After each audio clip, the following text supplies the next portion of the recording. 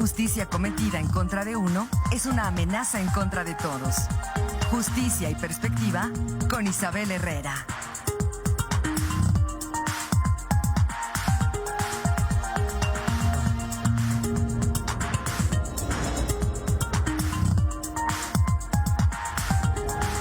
Son las 8 de la mañana ya con 2 minutos. Es miércoles, es momento de escuchar la participación siempre asertiva y acertada de Isabel Herrera. Isabel, ¿cómo estás? Es un gusto saludarte en esta semana aquí en Presencia Universitaria. Muy buenos días, Marco. Muy contenta de estar otro miércoles desde acá, desde mi alma mater. Un saludo a todas las personas que nos están mirando y escuchando y a todas aquellas personas que hacen posible que nuestra imagen y nuestra voz lleguen a todos los hogares queretanos. Marco, este mes de marzo me ha movido muchísimo, sobre todo por los logros de nuestras hermanas feministas. Todo el activismo que hay detrás, que literal es lo que está transformando legalmente a nuestro país.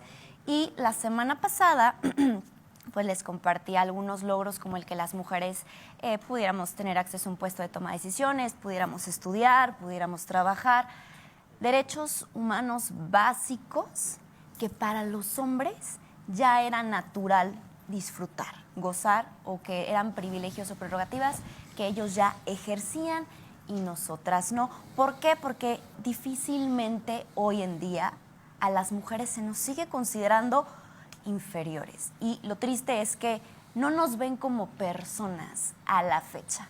Pero la semana pasada hubo dos cuestiones, dos precedentes importantes en torno a la violencia en contra de la mujer. Y uno de los más importantes es que justamente el 13 de marzo de este año recibió la sentencia condenatoria por 70 años Julio César Hernández Ballinas, quien es el feminicida de Mariana Lima Buendía. Y esta es una situación que de verdad debemos de ponerle atención y celebrar, porque él, siendo un policía judicial en Chimalhuacán, la asesina en el 2010. En el 2012 se determina que ella murió por suicidio. Irinia Buendía, su madre, que es la que ha ido pujando por estos cambios y porque no quedara impune el feminicidio de su hija, se estuvo moviendo, estuvo haciendo activismo y consiguió que en el 2015 la Suprema Corte de Justicia de la Nación, pues ahora sí que con esta sentencia de Mariana Lima Buendía se determinará que toda muerte de mujer se investigue como feminicidio y se recurra a la perspectiva de género durante su investigación. Y entonces, gracias a la constancia férrea de doña Irinia Buendía, la sentencia de este 2015 de la Suprema Corte de Justicia de la Nación, 8 años después, vemos justicia para Mariana Lima Buendía, donde pues tienen acceso no solo a la justicia, sino a la verdad, y donde justamente se reconoce esta verdad detrás de los hechos, porque él, siendo policía, pues obviamente tuvo quien lo apoyara para encubrir el feminicidio que él cometió, obviamente 13 años después. Y otro precedente importante que fue justamente que apenas el Senado, el 7 de marzo, aprobó fue la Ley Camila, que justamente es la que pretende erradicar la violencia vicaria.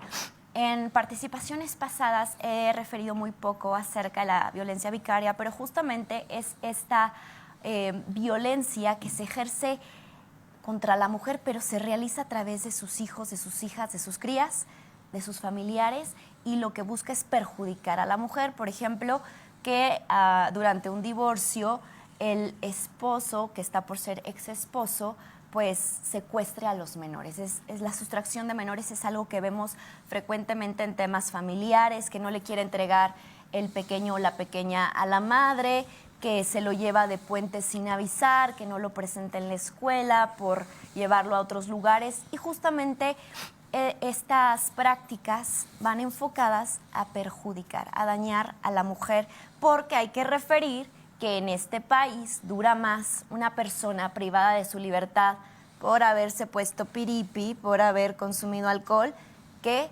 por violencia familiar. Y entonces esta Ley Camila justamente se la debemos a Cintia y a su pequeña hija Camila, donde pues infortunadamente el padre de Camila, el ex esposo de Cintia, acaba de ser justamente este 13 de marzo vinculado a proceso después de 10 años, porque infortunadamente este señor tenía a la menor con él y mentía a juzgados y a la fiscalía sobre su domicilio real por 3 veces. Estuvo mintiendo sobre el real domicilio donde habitaban ellos. No se le podía notificar por 3 años. Usted que me está mirando y escuchando y que vive algo similar ha de saber lo que se siente.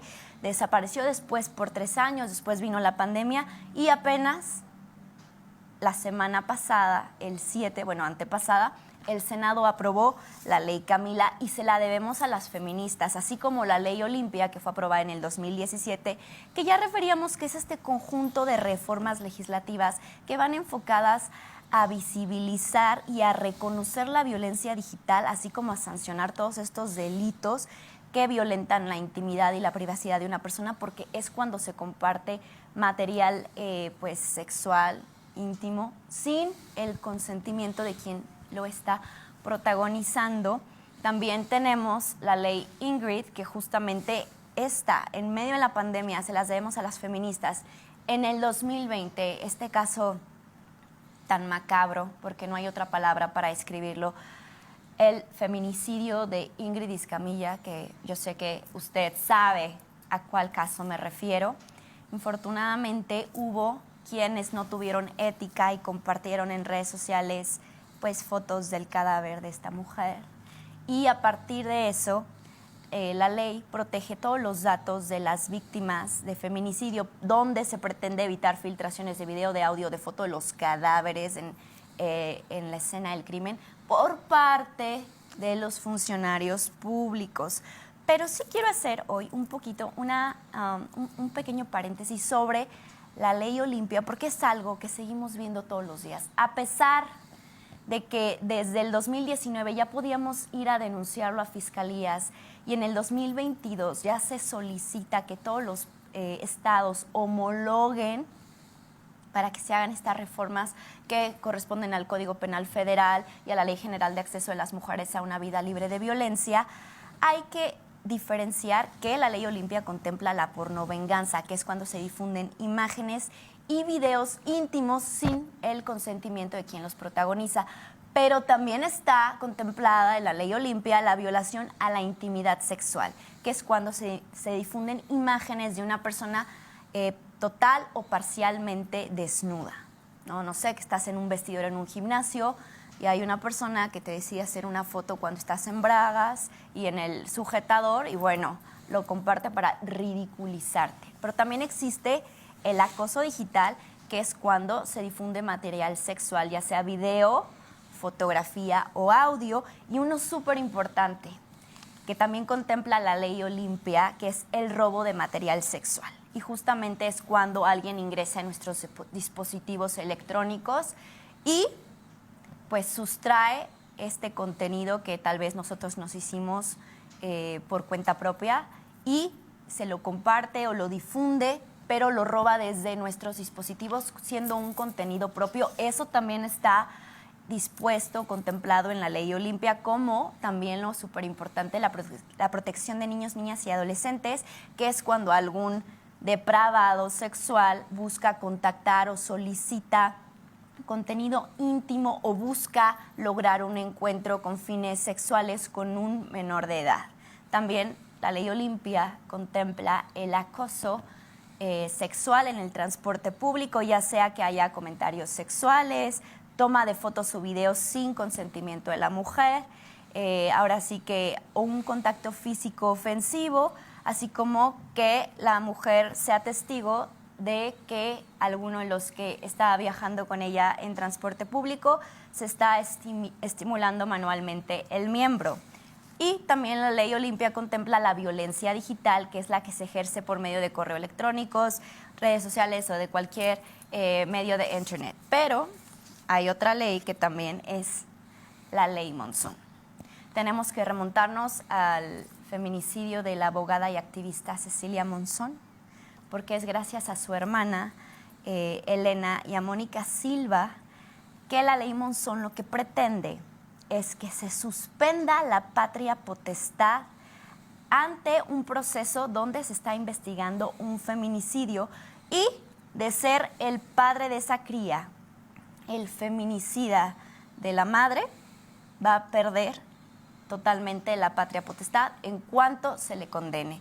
Y entonces así se va a garantizar que una cría, un niño, una niña, un menor de edad, no esté bajo el cuidado de un feminicida. La ley Monzón también se la debemos a las feministas, así como la ley Sabina en Puebla, que justamente esta va dirigida a todos los padres abandónicos y a los deudores alimenticios, porque ustedes saben que en Puebla pues, se colgaron tendederos donde se exhibían a los deudores alimenticios.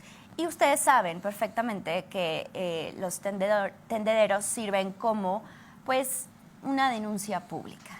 Y entonces la activista Diana Luz justamente quiso exhibir al deudor alimenticio de su hija Sabina, y lo que pretende esta ley Sabina es que se endurezcan las sanciones contra los deudores alimenticios, así como contra los padres abandónicos, pero que también cambie esta perspectiva que condena a las madres autónomas por ejercer una maternidad solas, autónomas e independientes, y se dirija la mirada hacia el perpetrador, hacia quien abandona a la cría, a la infancia, quien no está presente en su desarrollo, en su vida.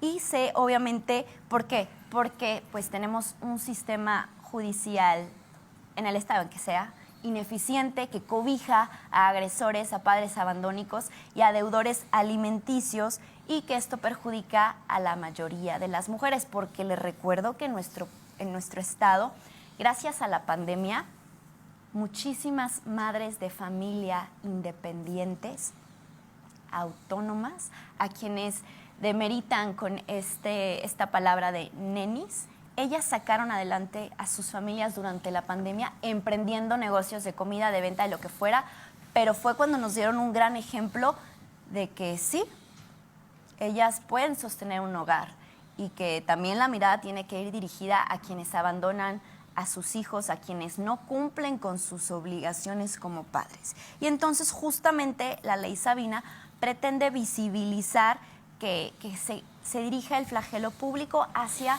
los deudores alimenticios y padres abandónicos. Y también tenemos la ley Malena, que reconoce la violencia ácida y que pretende que se tipifique como tentativa de feminicidio todos aquellos ataques de ácido. Y justamente ayer, Marco, veía en Twitter que está Elena Ríos, la saxofonista, quien fue víctima de un ataque de ácido, pero quien sigue viva y pujando y que todos los días está haciendo activismo. Ella justamente comparte pues que su agresor, José Antonio Vera Carrizales, sigue privado de su libertad, porque habían dicho que iba a enfrentar el proceso en libertad en tanto se lleva a cabo pues la investigación, pero él sigue tras las rejas, y es un poquito de triunfo para ella, porque a pesar de que ella y su familia reciben amenazas por parte del agresor, hoy ella se sabe a salvo. Y bueno, yo les quería compartir todos estos logros porque sí, gozamos ya de derecho a la educación, de poder trabajar, de poder divorciarnos, de poder elegir los hijos que queremos tener o no tener. Pero también hay que hablar de estos logros recientes que las feministas han logrado a favor de las mujeres, porque justamente la violencia las ha orillado a hacer algo al respecto, algo que no sería trabajo de ellas, sino de los legisladores y legisladoras y quienes hacen las leyes. Pero pues ellos están más ocupados en otras cuestiones, ¿no? Marco, con eso me despido hoy.